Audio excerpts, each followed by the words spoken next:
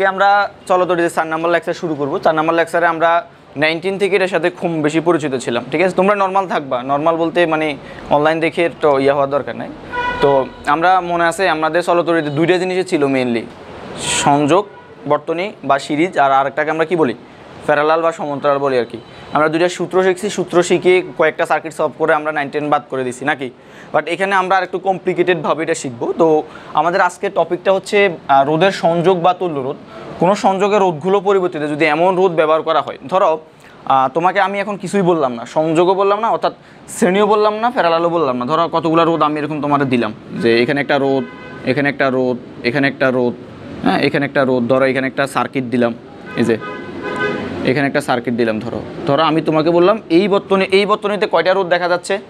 আমরা তো এটা জানি অ্যাটলিস্ট যে রোধের চিহ্ন হচ্ছে এরকম নাকি। তো এখানে কয়টা রোধ আছে? 3টা। তো এখানে ধরো 3টা রোধ বিভিন্ন মানের হইতে পারে বা সমানও হইতে পারে। তো এই 3টাকে ধরো তুমি একসাথে চিন্তা করে কাউন্ট করলে যে একটা রোধ পাবো ওইটাকে কি বলে?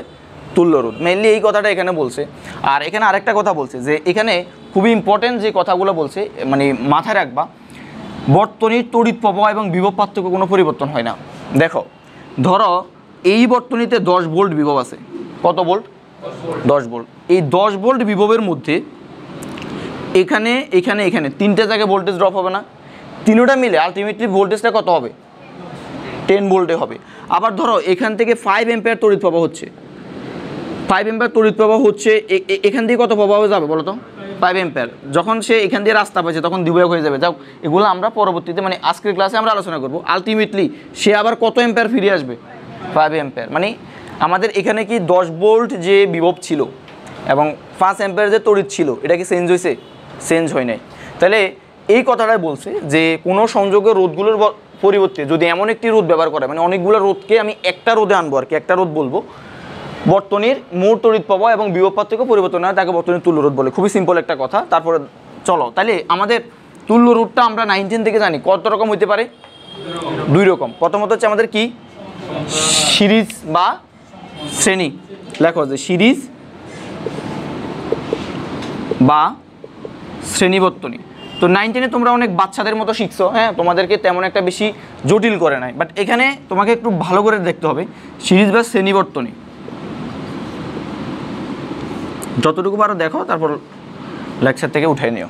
আচ্ছা, তো সিরিজ বা শ্রেণী বর্তনীর কাকে বলে বলতে পারবা কেউ? সিরিজ বা শ্রেণী বর্তনী কাকে বলে? 9 10 থেকে এটা আমাদের সাথে আমরা পরিচিত, বলো কেউ একজন বলো।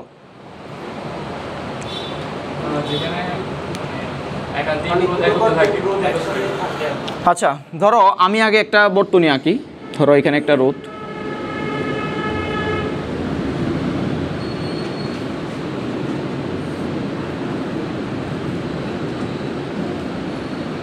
সুন্দর আছেন অনেক।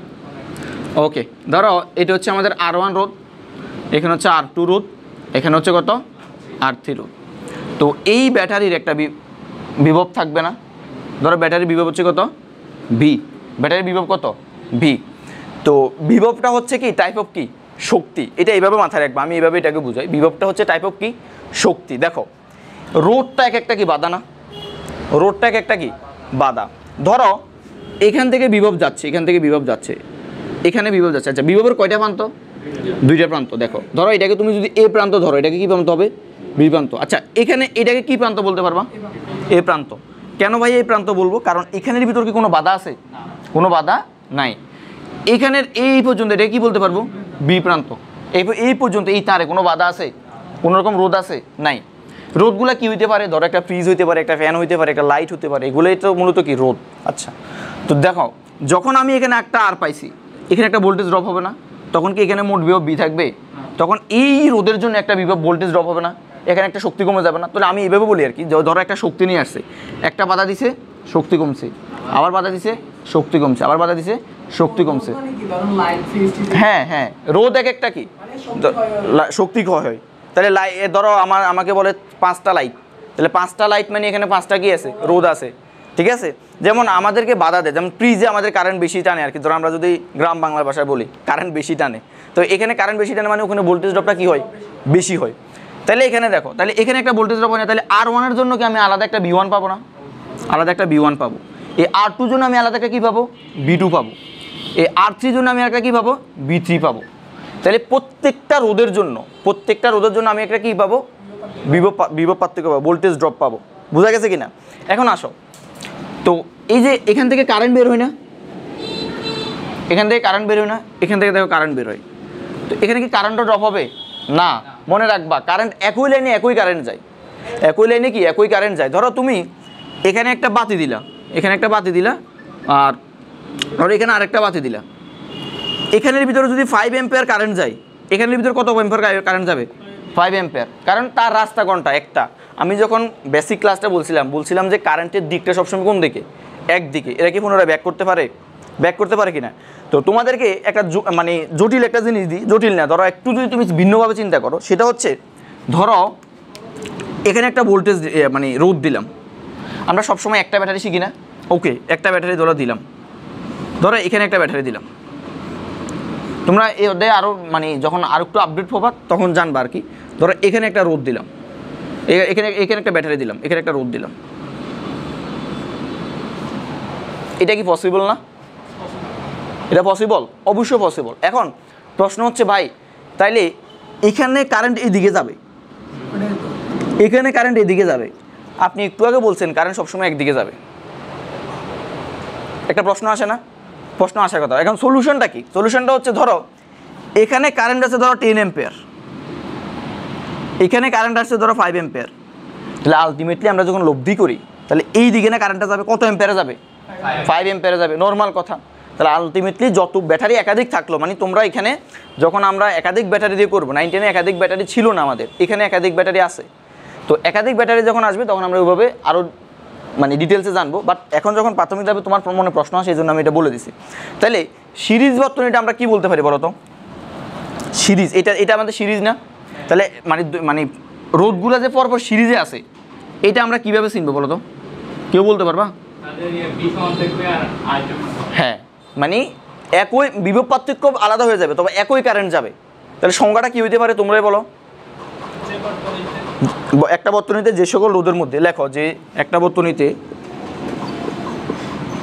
বর্তনীতে যেই সকল রোধের মধ্যে, আমাকে দেখা যাচ্ছে যে সকল, লেখো, আচ্ছা ক্লাসটা খুবই ইম্পর্টেন্ট, যে সকল রোধের মধ্যে বিভব পার্থক্য হয়, এবং একই কারেন্ট প্রবাহিত হয়, একই কারেন্ট, এটা তোমার মতো করে লিখতে পারো, অসুবিধা নেই। কারেন্ট প্রবাহিত হয়, তাকে কি বলবো ভাইয়া? হয় তাকে কি বলবে? সিরিজ বর্তনী বলবো। কারো কোনো বুঝতে অসুবিধা আছে কি না? তাহলে দেখো লেখা স্টেপ করো, পরে লিখে নিও। ওকে, এখন তাহলে আমরা দেখছি যে সকল রোধের মধ্যে পার্থক্যটা কি হয়, ভালো করে দেখো, এটা বেসিক ক্লাস। পার্থক্যটা কিসের? বিভবের পার্থক্য। বাট কারেন্ট কি এখানে পার্থক্য হয়? একই পরিমাণ কারেন্ট যাচ্ছে এখানে, কারণ আমরা জানি রাস্তা যদি একটা হয়, কারেন্ট কি একটা। ধরো আমি এটাকে এভাবে তুলনা করি, আমি মানুষ, আমি তো আর চেঞ্জ হতে পারি না, চেঞ্জ হয়ে আমার শক্তি, আমাকে বাধা দিলে আমার শক্তি কমে যায়, বাট আমি তো চেঞ্জ হতে পারি না, আমার হাত একটা দিকে, পা একটা তার একদিকে যাইতে পারে না। ওকে, তাহলে এটাকে আমরা কি বলবো? সিরিজ বর্তনী বলবো। তাহলে এখান থেকে আমরা বলতে পারি যে এখানে কি সমান, মানে শর্তগুলো কি? বিভব পার্থক্য হয় বা বিভব আলাদা আলাদা হয়, বিভব আলাদা আলাদা হয়, এটা লিখে রাখো, আলাদা আলাদা হয়, কিন্তু কারেন্ট আই একই হয়, ওকে। তাহলে এখন তোমাদের একটা মানে কনফিউশনের মতো একটা জিনিস আমি দেখাচ্ছি। ধরো এরকম একটা রোধ তোমাকে দেওয়া আছে,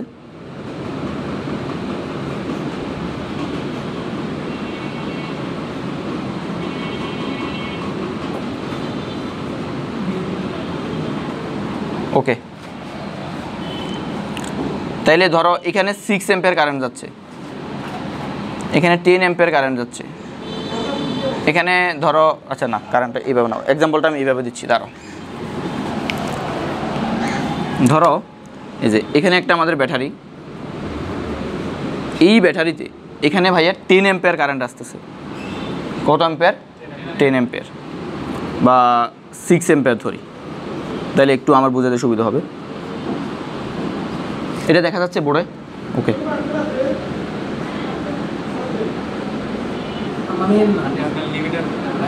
ওকে, আর দেখা যাচ্ছে না? না, এতটুকু দেখা যাচ্ছে তো? ওকে, তাহলে এখন দেখো এখানে 6 অ্যাম্পিয়ার না, এখানে কত অ্যাম্পিয়ার? ধরো আমি ধরলাম এখানে 3 অ্যাম্পিয়ার যাচ্ছে, এখানে কত? 3 অ্যাম্পিয়ার যাচ্ছে। এই রোধের মধ্যে কত অ্যাম্পিয়ার কারেন্ট যাচ্ছে ভালো করে দেখো, কত অ্যাম্পিয়ার? আচ্ছা, এই রোধের মধ্যে যদি 3 অ্যাম্পিয়ার যায়, এই রোধের কত যাবে? বুঝছো এটা? মোট এখানে কতটা কারেন্ট? 6 অ্যাম্পিয়ার। 3 অ্যাম্পিয়ার এদিকে গেছে, 3 অ্যাম্পিয়ার এদিকে গেছে। তাহলে এখন এই 3 অ্যাম্পিয়ার 3 অ্যাম্পিয়ার এগুলা কি সিরিজে নাকি সমান্তরালে? কেন সমান্তরালে? আমি তো বলছি একই কারেন্ট। কি সিরিজে না? হ্যাঁ, সিরিজে কিনা কি হবে? দেখো মানে আমাদের কনফিউশনটা অনেক সময় এই জায়গায় আসে। এখানে আমি দেখো কি বলছিলাম, একই বলছি, একই পরিমাণ বলছি। পরিমাণ কি বলছি? পরিমাণ বলি নাই। এখন দেখো অনেকে মনে করবে কি যে এখানে 3 অ্যাম্পিয়ার এখানেও 3 অ্যাম্পিয়ার, তার মানে এরা দুটো মনে সিরিজে আছে। এরা সিরিজে নাই। ধরো আমি তোমাকে একদম সিম্পলভাবে যদি বলি 6 অ্যাম্পিয়ার মানে আমি তোমাকে ধরলাম 6টা ইলেকট্রন। কয়টা ইলেকট্রন? 6টা ইলেকট্রন। ধরো 3টে ইলেকট্রনকে আমি একটু মোটা মোটা করে দেখাই, এই যে, আর 3টে ইলেকট্রনকে আমি ছোট ছোট করে দেখাই। বুঝছো? তো ধরলাম এই মোটা ইলেকট্রনগুলো এই দিক দিয়ে গেছে আর ছোট ইলেকট্রনগুলো এই দিক দিয়ে আসছে। তো কারণ কি একই? ইলেকট্রনগুলোকে একই একই একই ইলেকট্রন গেছে, ভিন্ন ইলেকট্রন গেছে, পরিমাণ একই হতে পারে, বাট এখানে পরিমাণ নিয়ে কোনো কথা আসে নাই। তাহলে এই জিনিসটা নিয়ে কখনো কনফিউশন হবে না। একই কারেন্ট দেখলে মানে 3 অ্যাম্পিয়ার 3 অ্যাম্পিয়ার দেখলেই যে এরা কি সিরিজে হবে এরকমটাও না।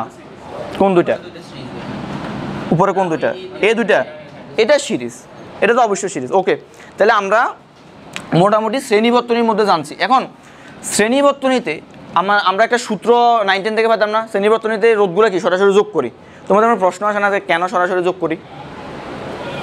আমাদের এরকম যখন দেওয়া থাকলো তখন এখানে আর সিরিজ বা R1 R2, এই যে এখানে কত? হ্যাঁ, তাহলে এখানে কত? আমরা এইভাবে R1 প্লাস R2 প্লাস কত R3 এইভাবে করতাম না?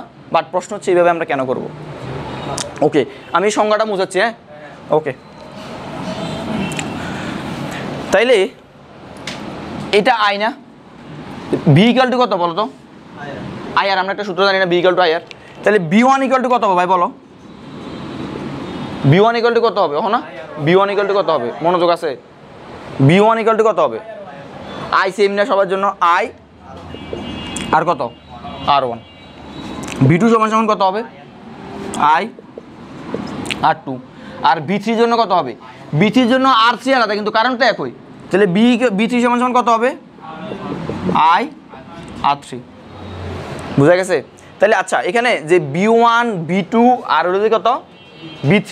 আচ্ছা এখানে ধরো এই পুরা আমরা এই অধ্যায়ে আরেকটা জিনিস জানবো, সেটা হচ্ছে রি-সার্কিট আর কি, মানে পুরোটাকে একসাথে করবো আর কি।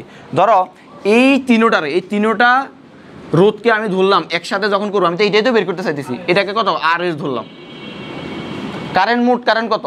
তাহলে এখানে RSটা হচ্ছে কি মোট রোধ বা তুল্য রোধ, মোট রোধ। আর বিভবটা কত? শুধু বি। এই যে এই বিটা, দেখো এই বিটা 3টা ভাবে বিভক্ত হয়েছে না? তাহলে এই বি সমান আমরা কি লিখতে পারি? মোট বিভব। আর আই সমান সমান কত? মোট কারেন্ট বা মোট তড়িৎ প্রবাহ। আচ্ছা ওকে, তাহলে আমরা এখানে সমান লিখতে পারি না যে বি ইকুয়াল টু আই আর কত? RS লিখতে পারি। ওকে, তাহলে এই ভিটা বড় হাতের বিটা না 3টা ভিতে আলাদা হয়েছে, তাহলে আমরা ভি সমান কি লিখতে পারি? B1 B2 plus B3। বুঝছি কি না? তাহলে আমরা এখানে কি লিখতে পারি?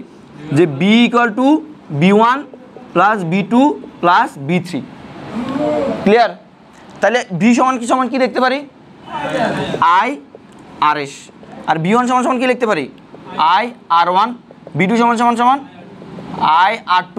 আর এটা সমান সমান আই R3। উভয় থেকে আই বাদ দিলে কি থাকে? তাহলে এই পাশে লিখি যে RS equal to R1 R2। এইটা কেন লেখাইছি এটা নিয়ে আমরা একটা খুবই জটিল মানে সমাধান করবো। আমরা এমন একটা সূত্র পাবো একটু পরে, ভোল্টেজ ডিভাইডার ল। তোমরা আশা করি কম বেশি শুনছো, ঠিক আছে? তাহলে এটা পাইছো কিনা এটা একটু উঠে নাও, 5 সেকেন্ড সময়।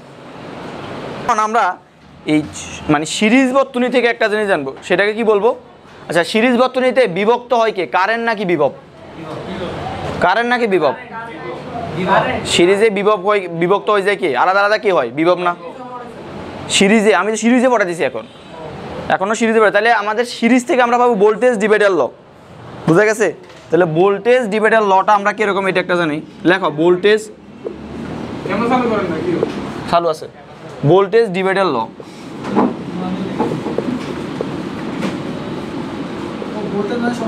হ্যাঁ, ভোল্টেজ ডিভাইডার সূত্র, বাংলা অর্ধেক ইংলিশ, যাই হোক। তো ধরো তিনটা রোধ আঁকো,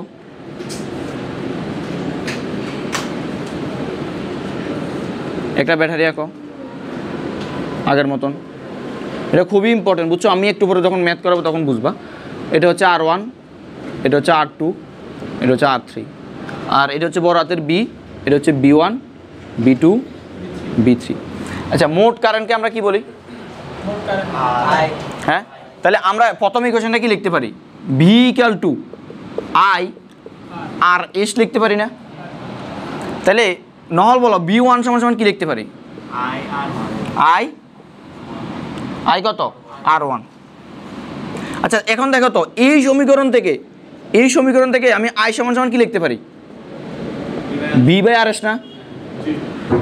এই সমীকরণ থেকে I = V/RS লিখতে পারি কিনা? তাহলে আমাকে ভোল্টেজ ডিভাইডার ল কেন লাগে জানো? ভোল্টেজ ডিভাইডার ল আমাদের তখন লাগে, তখন আমাদের একটা সার্কিট দেওয়া থাকবে, বলবে এখানে আলাদা বিভব কত, এখানে বিভব কত, এখানে বিভব কত, বুঝছো? তখন আলাদা আলাদা বিভব বের করতে আমরা ম্যাথ দেখাবো একটু পরে। তাহলে এখানে B1, তাহলে I এর জায়গায় কি লিখতে পারি? V/RS ইন্টু কত? R1। দেখো এই যে, তাহলে B1টা যদি তুমি পারছো, দেখো B1 এর জন্য V/RS/R1, তাহলে B2 এর জন্য কি হবে? জাস্ট এখানে R1 এর জায়গায় কি হবে? B3 এর জন্য কি হবে? একইভাবে। তাহলে ভোল্টেজ ডিভাইডার ল থেকে আমরা এই তিনটা সূত্র পাই, যে B2 = হবে V/RS, আর এখানে কত? R2। তারপর আরেকটা সূত্র নিচে লেখা দেখা যাচ্ছে, লিখবো, এটা পাশে লিখি। তাহলে B3 = কত? V/RS, আর এখানে কত? R3। তাহলে এখানে পার্থক্যটা শুধু কি নিয়ে? রোধ নিয়ে। এই যে V/RS এটা ঠিক থাকবে। ওকে,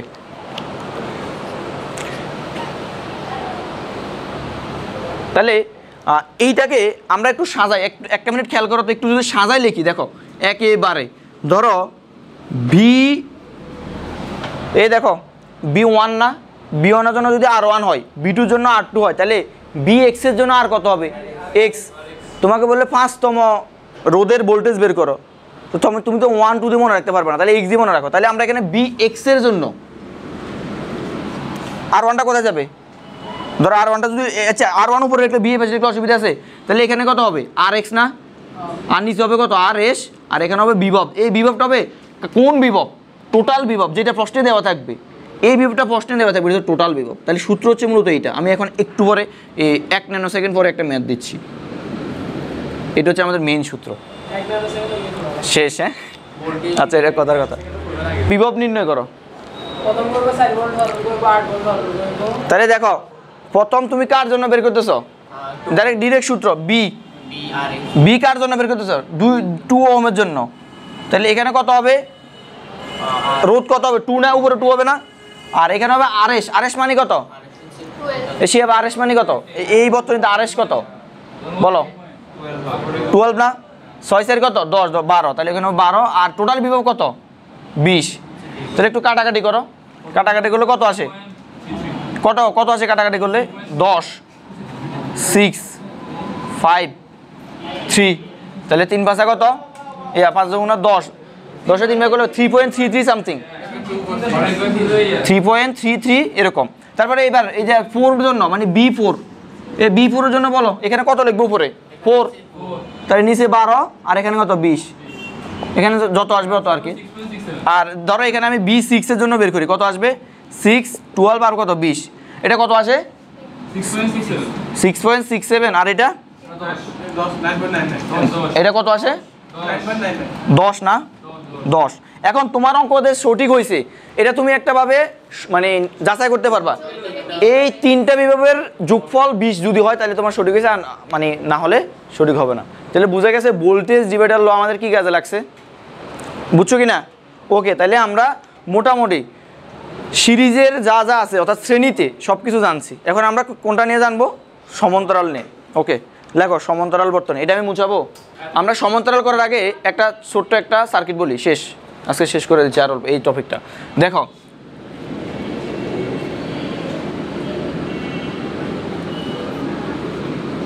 এই কনসেপ্টটা একটু আগে বুঝো।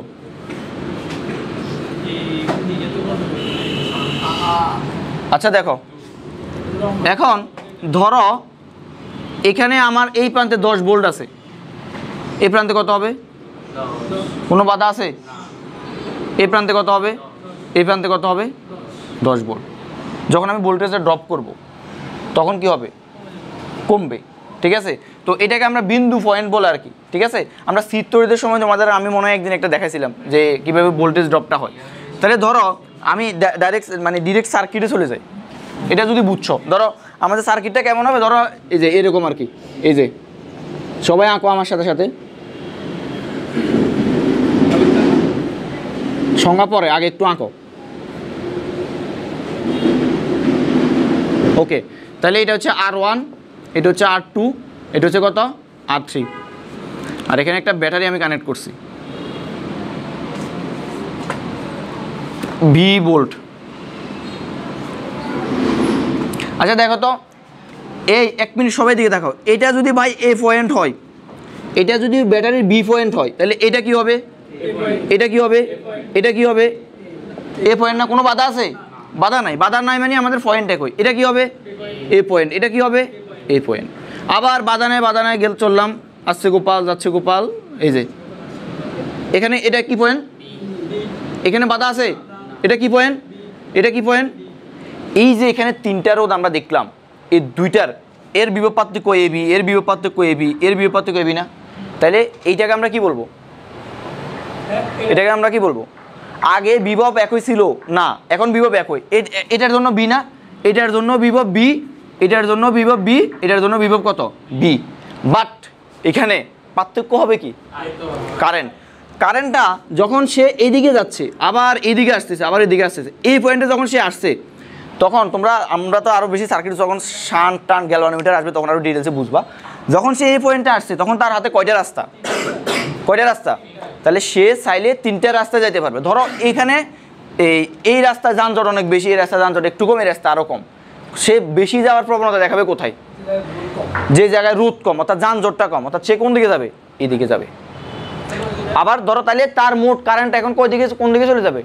3 দিকে যাবে। ধরো এইটা যদি 10 অ্যাম্পিয়ার সে যায়, এদিকে ধরো গেলে 6 অ্যাম্পিয়ার, এদিকে 2 অ্যাম্পিয়ার, আর এদিকে কত? 2 অ্যাম্পিয়ার।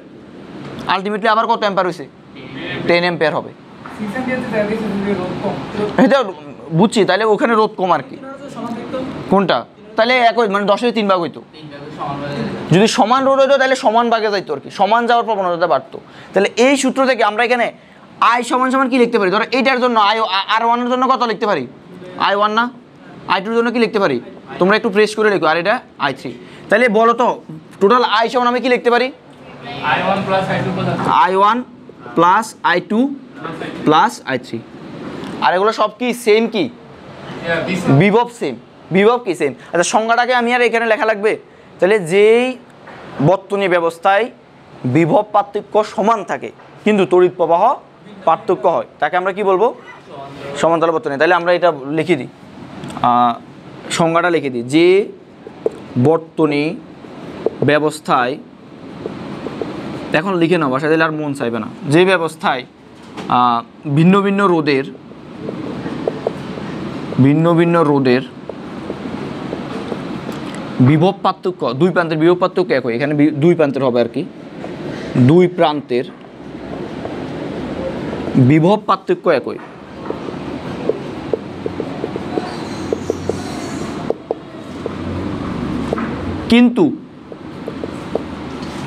কিন্তু কি ভিন্ন? তড়িৎ প্রবাহ বা কারেন্ট ভিন্ন। তড়িৎ প্রবাহ ভিন্ন তাকে সমান্তরাল বর্তনী বলে।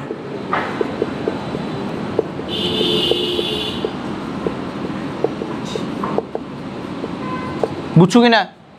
আশা করি বুঝছো। তো এটা ক্যামেরা চালু আছে? ওকে, তা এই তো শেষ। এটা এখন আর একটা ডিভাইডার ল আছে। আগের বার কি ছিল? বিভব আলাদা ছিল। তাহলে আগের বারের জন্য যদি ভোল্টেজ ডিভাইডার ল হয়, এখন হবে কি? কারেন্ট ডিভাইডার ল। ক্লিয়ার? এখন কারেন্ট ডিভাইডার ল হবে। ওকে, তাহলে এখন আমরা ভি সমান সমান কি লিখতে পারি?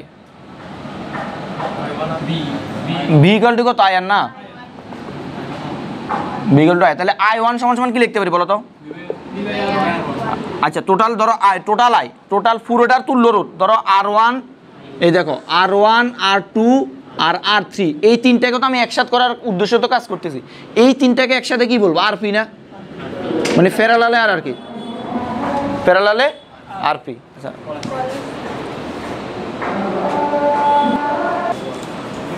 ওকে, এখন আমরা এই দেখো, এখন আমরা এখান থেকে I1, I2, I3 বের করতে পারবো না? তাহলে I1 সমান সমান কত লিখতে পারি? বি, যেহেতু সবগুলোর জন্য বি সেম, তাহলে বি বাই কত লিখতে পারি? আচ্ছা, I1 সমান সমান, সরি হ্যাঁ, I1 সমান সমান কত লিখতে পারি? V by R1। তাহলে I2 সমান সমান কত লিখতে পারি? V by R2। হ্যাঁ, একটু পরে কন্ট্রোল। তারপরে এখানে বি বাই কত? R3। এখন দেখো, তাহলে এখানে টোটাল কারেন্ট, আচ্ছা টোটাল কারেন্ট আই সমান সমান কি লিখতে পারি? বি বাই আর এস না আরপি? এখানে এই বি, যে এই বি, এই তিনটা বি আর এই বি কিন্তু একই, কারণ এই ভি আর এই তিনটা ভি কি একই। ওকে, তাহলে আমরা এই লাইন থেকে, এই যে এই লাইন থেকে আমরা কি লিখতে পারি? যে আই সমান সমান I1 plus I2 plus I3। তাহলে আই এর জায়গায় কি লিখবো? বি বাই আরপি, এই যে B by RP. R I1 এর জায়গায় কত লিখবো? B by R1। R I2 জায়গায় কত লিখবো? B by R2। আর এখানে বি বাই কত? R3। তাহলে সবগুলো সাইড থেকে তুমি যদি বি রিমুভ করে দাও, তাহলে কত থাকে? 1 বাই, নড়ে গেছে, 1 by R1 plus 1 by R2 plus 1 by R3। তাইলে দেখো, এই যে এই সূত্রটা আমরা মোটামুটি মুখস্থ করে আসছি আর কি।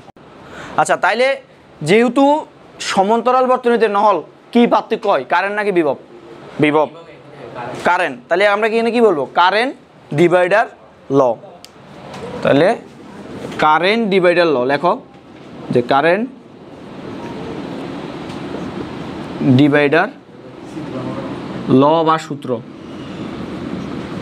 হাফ বাংলা অর্ধেক ইংরেজি। ওকে, তাহলে এখন দেখো, তাহলে আমরা কি বের করতে চাইতেছি?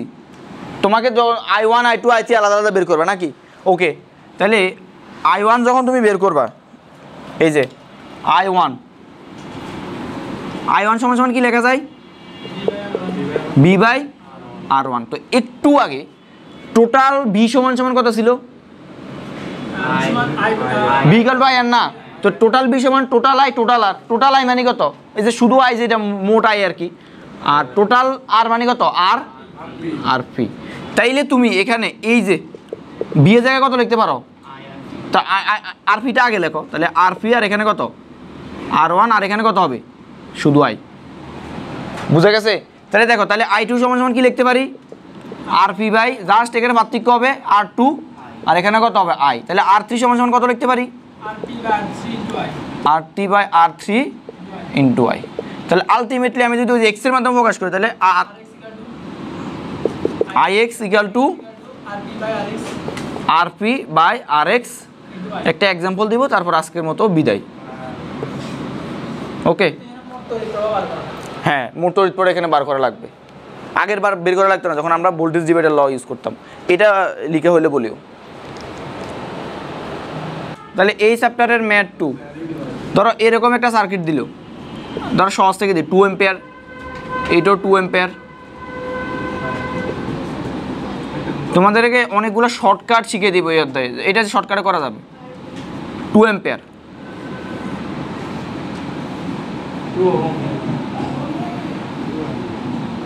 হ্যাঁ 2 ওহম, সরি 2 ওহম। আর এখানে ধরো বিভব কি লাগবে? লাগবে, ওই টোটাল আই বের করতে বিভব লাগবে। আচ্ছা ধরো, হ্যাঁ, তাহলে এখানে কত? 20 সমান ধরো 20 ভোল্ট। তাহলে এখন এটা বের করো প্রত্যেকটা, মানে প্রথম আর এর জন্য। আচ্ছা না, এটা তো সমান হবে দূরও, তাহলে এটা 3 দিই, এটা 4 দিই। 2 ওহমের ভিতর কি পরিমাণ কারেন্ট যাবে, 3 ওহমের ভিতর কি পরিমাণ কারেন্ট যাবে এবং 4 ওহমের ভিতর কি পরিমাণ কারেন্ট যাবে বের করো। মোট তড়িৎ প্রবাহ বের করো, B equal to I R D. আগে এটা বি দেওয়া আছে আর আই দি বের করবা, বি ইকুয়াল টু আই আর দি বের করবা আর কি। পারা যাবে না? কিভাবে সলভ করব? এই যে প্রথমে আর পি সমান সমান কত, 1/rp, তাহলে 1/2 প্লাস 1/3 প্লাস 1 কত 4। আমার একটা ক্যালকুলেটর দাও তো। আর টোটাল আরপি 12/13, হ্যাঁ 13/12। ওকে, তাহলে আমরা আরপি পাইছি, আর এক জানি। এখন আই এর মান বের করতে পারবা? এই আই সমান সমান কত, বি বাই আর না, তাহলে বি কত 20 আর আর কত 13/12। কত আয়ের মান কত আসছে? আর উল্টে দিলে 12/13 আবার উল্টে দিতে হবে না? এই যে আরপিটা কত আসছে, এটা 12/13 আসছে। কত আসছে এখানে, কত আসছে এটা? আমার একটা ক্যালকুলেটর দাও। তাহলে এখানে আসে আমাদের 20 আর নিচে আসে 13/12। তাহলে কারেন্ট আসে আমাদের 18.46 অ্যাম্পিয়ার, 18.46 অ্যাম্পিয়ার। আচ্ছা ওকে, এবার আই ওয়ানটা বের করো তো তোমরা আলাদা আলাদা। এই যে 2 ওহমের জন্য বের করবে আর কি 2। তাহলে সূত্র কি হবে, আরপি আর টোটাল আরপি কত 13/12 আর আর এক্স মানে 2 ওহমের জন্য বের করবে 2 আর টোটাল আই কত 18 কত। তাহলে এটা খালি কর, তোমরা বাসায় করবা। তারপরে আই এবার হচ্ছে i3, উপরে কত হবে নহল 13/12 আর নিচে কত 3 এর জন্য বের করতে, তাহলে 18.46 আর এখানে খালি কর। তারপর i4 এর জন্য বের করব 13/12 নিচে 4 আর এখানে কত 18.46। তাহলে এই আরপি ইকুয়াল টু কত আসে? আচ্ছা আমি দেখি, তোমরাই তো বলছো।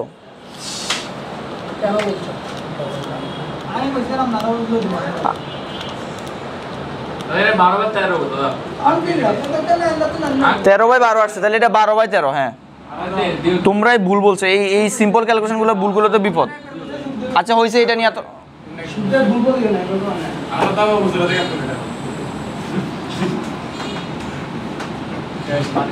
তাহলে এই তিনটার যোগফল কত আসতে হবে 18.46। ঠিক আছে, তাহলে এইটা ছিল আমাদের মোটামুটি সিরিজ এবং সমান্তরালের আদ্যপান্ত। পরবর্তী দিন থেকে আমরা সার্কিট সলভে শুরু করব, একদম ইজি থেকে হ্যাঁ অ্যাডভান্স পর্যন্ত। সব ভালো থাকবেন, সুস্থ থাকবেন।